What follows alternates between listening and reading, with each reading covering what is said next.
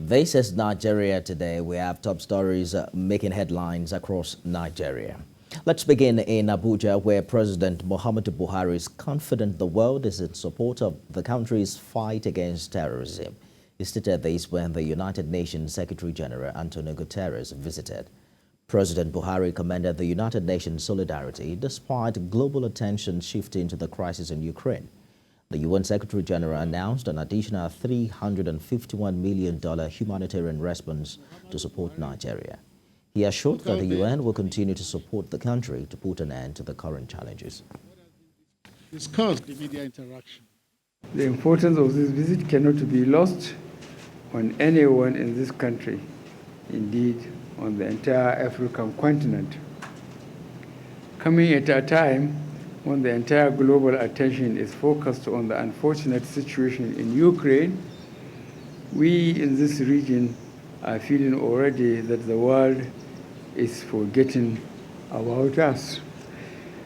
There can be no better assurance that the world is with us as we confront extremist terrorist organizations, hunger, and the enormous problems of dealing with millions of displaced people than this important visit. And I'm profoundly grateful to the government of Nigeria and to all those who helped make this visit possible at the end of the period linked to the Eid, and for allowing me to share in this special time. This is a visit of solidarity with all Nigerians, but particularly with the victims of terrorism. I'd also hope that it will be part of my annual solidarity visit for Ramadan, in which I will join the fast. For the last 2 years, COVID-19 has prevented me from carrying on this annual tradition, which dates back to my time as High Commissioner of Refugees and now as Secretary General. And just before the UN chief visited President Buhari, he was at the United Nations House meeting with heads of UN agencies, women groups, as well as youth and persons with disabilities groups. During the meeting, Minister of Women Affairs Pauline Talon called for stronger measures to tackle gender-based violence, which continues to threaten gender equality in Nigeria. Moyo Thomas was there. The United Nations Secretary General arrived at the UN House in Abuja on the second day of his mission to Nigeria at about 9 a.m. As part of his schedule for the day, he had meetings with the heads of UN agencies, women groups, as well as youth and persons with disabilities group. It was an opportunity for the women's group to seek tougher measures to stem the rising rate of sexual and gender-based violence. The need for more women at the table. We have a global treaty against tobacco. Why can't we have one to stop all forms of violence against women? This is a call that we are making to the #1 citizen of the UN. He also had a separate meeting with organized private sector and the diplomatic community in Nigeria. He was scheduled to meet with religious leaders, the Sultan of Sokoto and the Christian Association of Nigeria, but only John Cardinal Onayekan attended. The Cardinal disclosed after the meeting that the issues discussed centered around the challenges confronting Nigeria and the way forward. A nation that is rich, full of poor people, that is full of talented people, and yet badly organized. So that is purely a matter of governance. And I suggested by the time he meets the people in government, he should please raise this issue. Maybe he will get better answer. We are not satisfied with how far our rulers have gone with dealing with the problems that concern us. The issue of poverty, the issue of insecurity, even the issue of our social services. The government tells us they are doing their best, and we are saying their best is not good enough. One of the major reasons for the Secretary General's visit is to honor the memory of the 23 UN staff that died in the August 2011 bomb blast. He laid a wreath at the cenotaph in their memory. Those staff members who lost their lives were unsung heroes who proudly served Nigerians through our organization's work. The laying of the wreath marks the end of his activities at the UN House, and he has promised to continue to advocate on issues that affect Nigeria, most especially insecurity. Moya Thomas, TVC News, Abuja. And at the National Assembly, a bill seeking the establishment of a National Counterterrorism Center for the coordination of counterterrorism policies and terrorism financing has passed third reading at the House of Representatives. The bill is one of the 4 executive bills passed by the House at Wednesday plenary. Jackie Adisa was there and she now reports. President Muhammadu Buhari on the 14th of March wrote the National Assembly requesting the passage of 4 bills bordering on terrorism, money laundering, public interest disclosure, and protection for witnesses against graft. Nigeria rakes the sledgehammer of the international community if it fails to pass these bills within a stipulated deadline.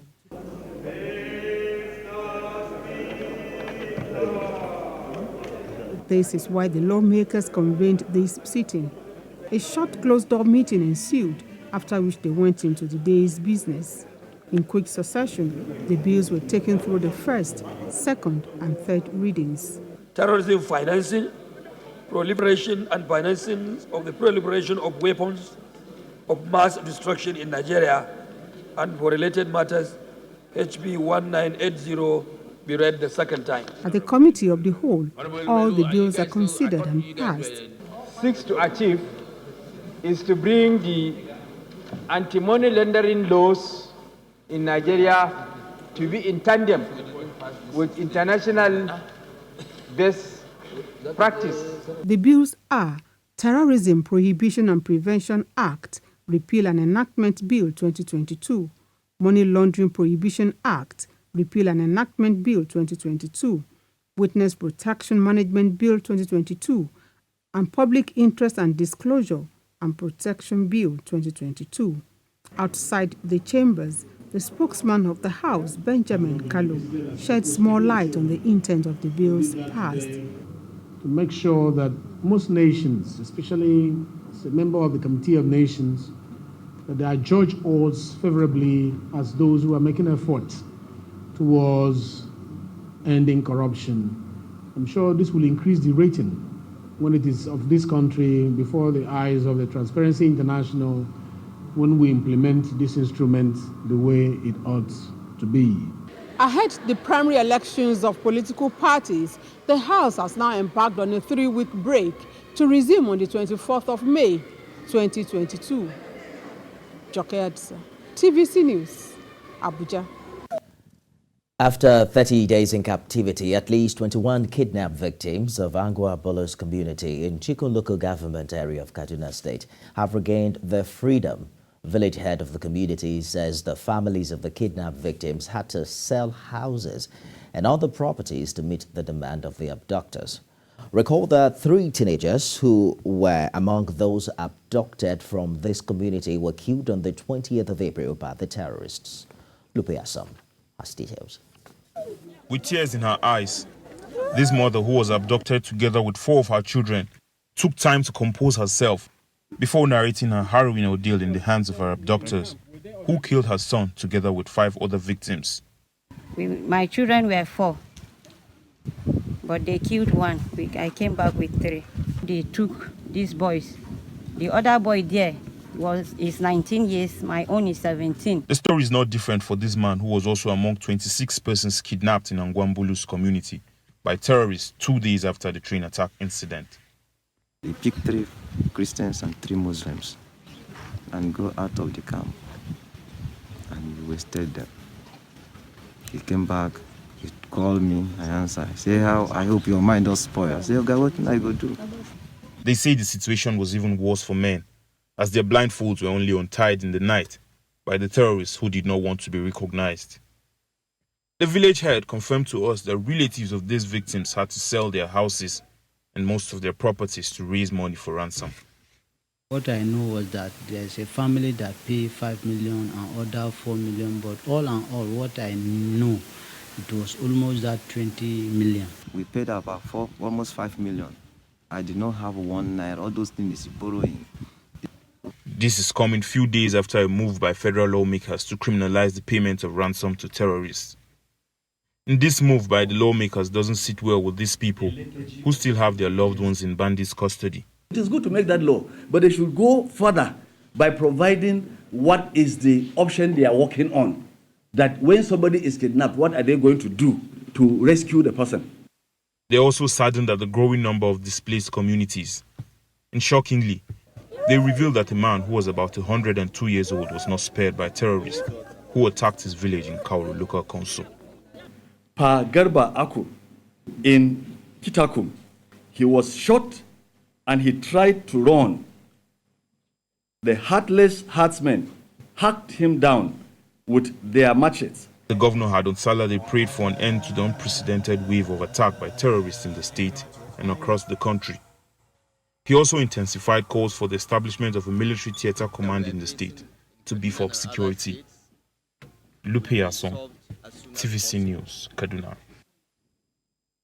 Meanwhile, the Nigerian Bar Association section on public interest and development law has condemned the attempt by the National Assembly to criminalize ransom payment by families of victims of kidnapping. NBA says those who pay such monies do so out of desperation because of government's failure to secure lives, which the legislature must address instead. Kemi Foladiemo has details. The gathering was geared at updating journalists on the NBA Spidel's forthcoming conference to be held in Sokoto State from May the 22nd to the 26th. The NBA section tasked with serving public interest also spoke on some pressing national issues.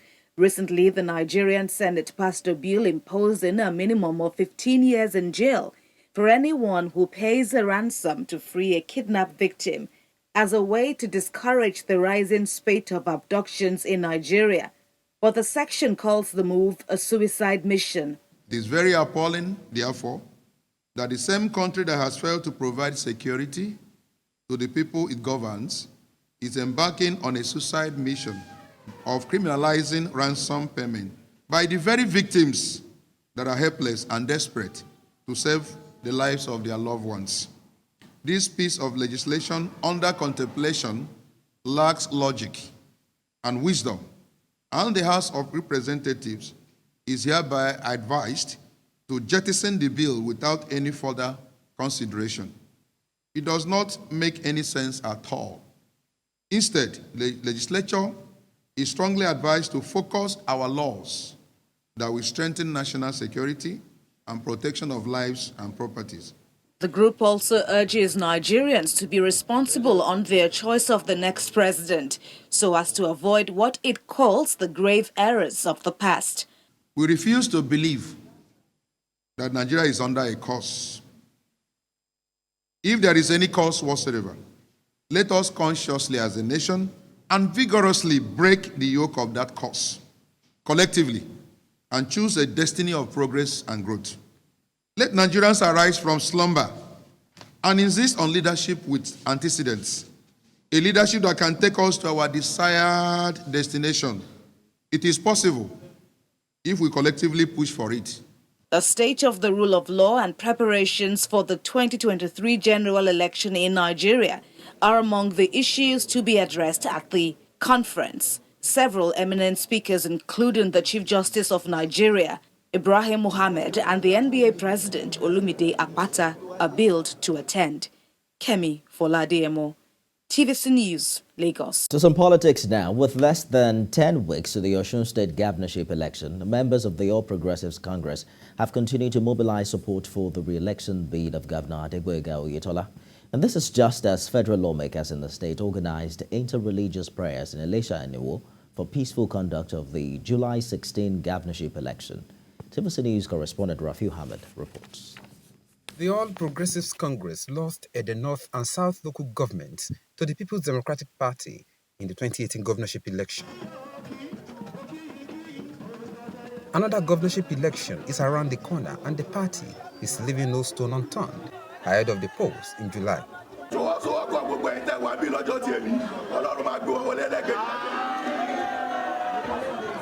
A member of the party from Ejigbo, Richard Idowu mobilized members of the party to the APC secretariat in the North local government, urging them to work as a team in order to win the election. To intimidate the people about the second election bill of Governor Boyega Oyetola, and then to intensify our effort among the youth, among the women, among the men, the artisans, the students, that Governor Boyega Oyetola government must continue. And we are solidly behind it. We can boast of 5,000 newly registered voters in Ede North and Ede South. We are ready to take over the mantle of leadership. We are ready to make sure APC win the next election for Governor Boyega Oyetola. Elsewhere in Ilesha, an inter-religious prayer for peaceful governorship election was organized by the lawmaker representing Ijesha South Federal Constituency, Lawrence Ayeni. I'm calling the man of God and everybody to put ourselves in the hand of God. That is what you are saying. And it's not for other things for Oyetola. Oyetola is our governor. And by the grace of God, come July 16th, we will win. Similar program organized by Senator Adelere Oriolowo also took place in Iwo, in Osun West Senatorial District, where the Akiri of Ikirile urged politicians to shun propaganda. Our politicians are fond of character assassination in order to achieve a goal. So, as it is obtainable in the civilized world, politicians in this part of the country should be refined and moderate in their approach. My prayer is that Governor Isiaka Boyega Oyetola will succeed in the coming election. He will succeed gallantly without any problem. The event, which took place at Iwo Town Hall, was attended by APC stalwarts in the West Senatorial District. Rafiu Hamid, TVC News, Iwo, Osun State. Members of the National Association of Nigerian Students have threatened to disrupt social and economic activities until the strike by university teachers is called off. The protesters, drawn from all universities in Edo State, accused the federal government of not being sensitive to their plight. Paul Ezenwa reports. The continued closure of public universities across the country is the reason these youths have staged a march through major streets of Benin, capital of Edo State.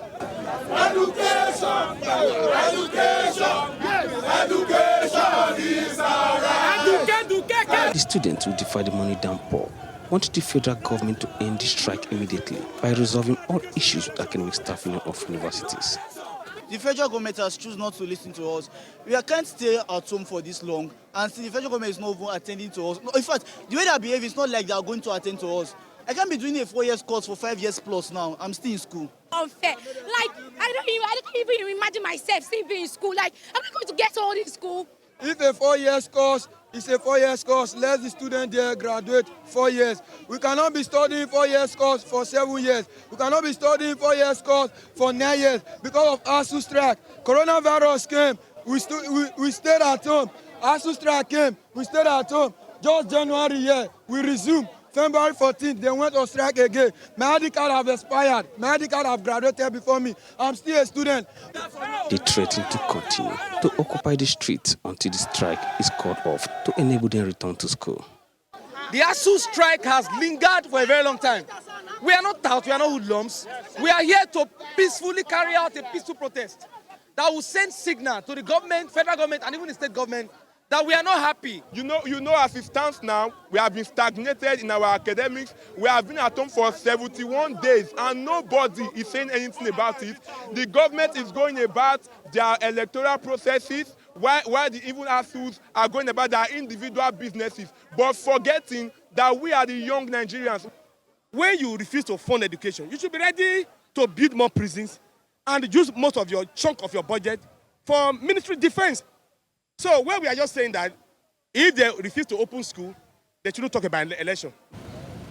Beyond this protest, these students seriously want the federal government to present a well-thought-out ideas that can permanently solve those issues that constantly result to the closure of academic institutions. Paul Ezenwa, TVC News, Benin. The continuous and unabated loss of land and buildings to coastal erosion and the yearly flood that has left the natives of Anyama Community in Bayelsa State to seek help. They're demanding immediate action by government at all levels towards the completion of the abandoned shoreline protection contract in the community. We have details in this report. Anyama Kingdom is said to be as old as the 17th century and remains one of the 3 clan headquarters in the Obuja Council area. The once boisterous town is now a shadow of itself, as over 500 historical structures and more than a kilometer expanse of land have been washed away by erosion. Structures such as a church building, a police post, a landing jetty are no longer usable by the community. Hoisting placards to drive home their grievances, the natives are protesting against the lack of commitment on the part of the government. This site that you are seeing is a new site. The old original Anyama has been eroded away long ago. Land here is now very expensive and costly as a result of lack of land, because it has eroded all the land. The properties that have been eroded away, government has not come back to rebuild this property. Coastal erosion is a problem, yet it has been abandoned. Good luck awarded the contract to Dredging International. We were told that they had money. They didn't come. The day that this erosion caught our house, if not God is looking after me and my children, maybe some of my children will fall down and lost in the river. A few meters away from Anyama is the Ayakoro community, where a shoreline protection contract awarded by the Niger Delta Development Commission appears abandoned in 2011. Environmentalists believe that only immediate legislative and executive action will solve the issue. The Environmental Rights Action has called for the establishment of a flood and erosion commission in Bayelsa State, whereby maybe 1 or 2% of the 13% derivation should have been directed to this commission.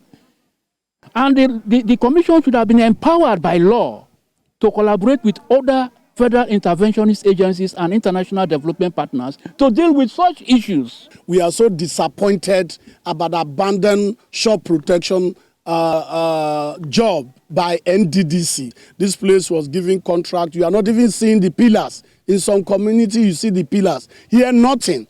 The establishment of a flood and erosion commission with adequate funding is believed to be one of the ways to curb its effect. Joseph Kunde, TVC News, Anyama.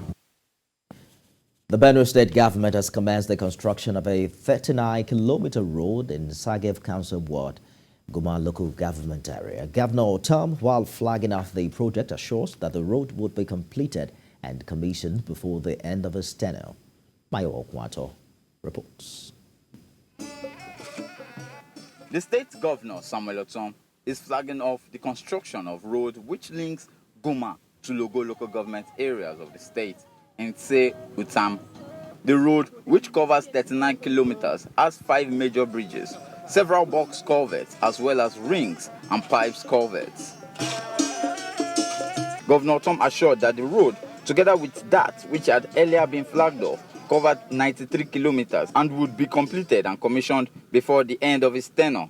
He advised the people to take ownership of the projects in their domains and ensuring that they support the contractors and protect the equipment as well as materials from being stolen. And then there are box culverts and then ring and pipe culverts that are going to be constructed on this road.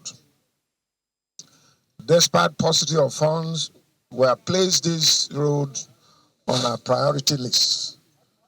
The total cost of this road is 1.5 billion naira. The contractor expressed appreciation to Governor Samuel Osun for his deliberate policies of encouraging indigenous contractors and assured that he would execute the project to specifications. The idea of the project is to link Guma and Logo local government areas. That's the third road. I want to remind the last speaker who was asking for open up this place that the governor, His Excellency, has already given the directive. All the connections are going to be made right to Weba in local government areas with 5 major bridges. We have suffered a lot from the invasion of the herdsmen attack. And you know, because we had no road network, it was so difficult to even run or move out when there is danger. But now, with what has happened here, our people can easily navigate. They can move out of danger areas. The governor later commissioned a health facility building in collaboration with the Victim Support Fund. Mayowa Okwato, TVC News, Guma.